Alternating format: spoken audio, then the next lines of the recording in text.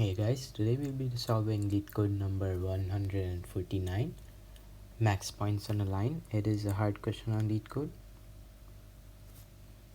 Okay, so I'll get down to the question first. 1 1 2 2 3 3. When we plot these out on the graph, it looks like the example shows something like this, right? But what do we know about how do we determine that these points are on the straight line? So one property is the fact that every line can be written as y equals to mx plus c, right?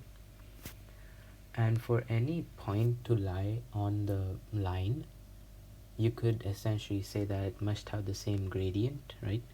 Because if we check 1 1 and we check 2 2, then gradient comes out to 1. If we check 1 1 and 3 3 as well, it will still come out to 1. Same for 2 2 and 3 3, right? It will all share 1. So points that share the same gradient could we say have essentially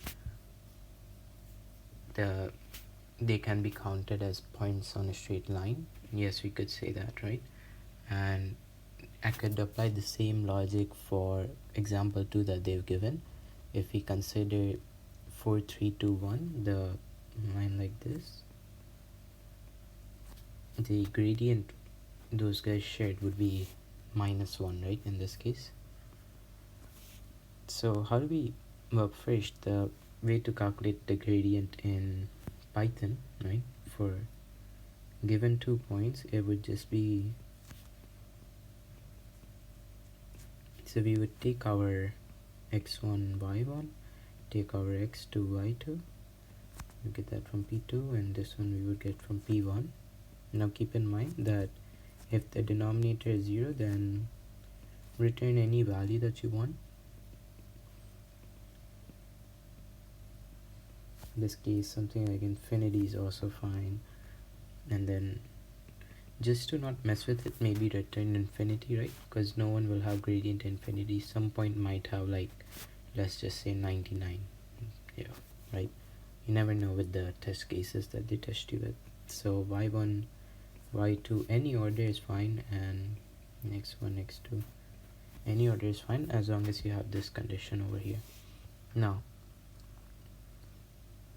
how do we, well, first when we do points, right, and if you see what I've done over here, right, all I've done is finding pairs, right? What is one way to find pairs? One way is to just run simple for loops, right? For I in range len of the array, then do j from I plus 1 to the end of the array. It is the same exact thing, right? So if I write this out more properly now, we are given points as our array.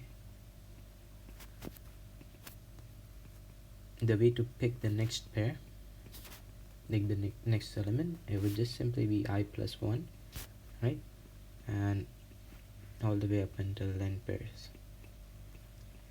So essentially what we're doing is, in this case, if we pick 1 1 to be from this loop, then this loop would calculate 1 1 with 2 2 and 3 3, right? That's what this loop does. So now we have this setup, okay? We have our two pairs, as they would say. Now how do we keep a track, right, of how many times an element has occurred? If you thought about a hash map, very good. So yes, the way we keep a track of how many times an element occurs, it is hash map, correct? So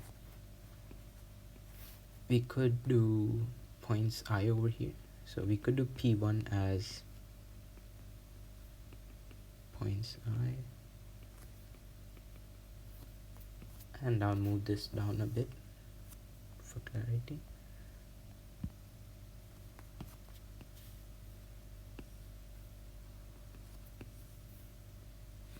We could also initialize a gradients hash map, right? And we would do this for each point that we pick, like the one central point that we pick. So in this case 1 1, we would have a hash map for how its gradient looks with the other points. So gradients outside, right? Every time we pick a new point, we would have a new gradient hash map. And let's say answer is equals to 0 over here, right? We need to keep track of answer. And let's say P2 is points j. Now to calculate the slope, like I said, we already defined the function over here, right? Def gradient. So we just do gradient and then pass in our P1, pass in our P2, just like that. Now how do we keep a track of how many times the slope has occurred? Well, the best way to do that would be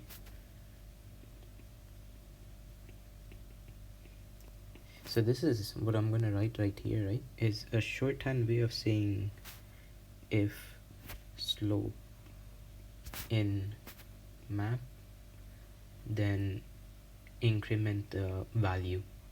So this is a shorthand in Python. We can say gradients.get and then the slope as the key, default to 0, add 1. So if it does find slope to be like it is initialized, it will pick 1 from this and then it will just add 1. This is a very good shorthand. You should definitely learn it. It shrinks the 4 lines that you would need.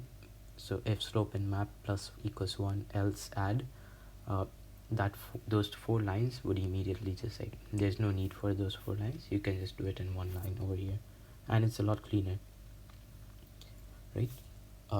And then there's 2 ways to store answer. So once we're done with this for j in range, we would have our gradients. In this case it would look something like 1 has occurred 3 times, let's say. If there were more gradients, then you could sort the dictionaries. You could look through the values in the dictionary and then get the maximum. Another way, the way that I'm going to show you, is just do a max, keep a max every time of the frequency that has occurred and then a max, right? But like I said, if you don't want to do this sign, you can come out here and then do another loop for val in gradient dot values and then get a maximum from here and then store that maximum in the answer. Do the same line like this. But now with this, what we've done is essentially, if you notice, 1 we've gotten it 3 times, right? 1 we should have gotten 2 times, actually, sorry, it should have been 2 times, correct? Because when we have 1 and then 2 2, it will store 1 from here, 3 3 will store 1 from here, and we've seen that 1 has come 2 times, so the hash map would put the frequency as 2, so our answer would now store 2. Okay, but well, the issue is, but 1 1 is also supposed to be counted as an answer, right? Because it lies on the same straight line. So all we have to do after that is just answer plus 1, because we also have to hold the fact that I itself is also a point on the line, because j right now the gradient stores j, but we also have to store I. So we will just do return answer plus 1, and that's pretty much it for this question. If you wanted to take a look at the full code, something like this. This is a good trick to learn, I would say. Definitely pick it up. Gradient slope, gradient scale. Some people still use the 4-line way. It's very lengthy, but yes, the same thing. Every point on the line given this equation has to share the same gradient. So the way we find that, well, hash map of the counter of gradient and then get the max.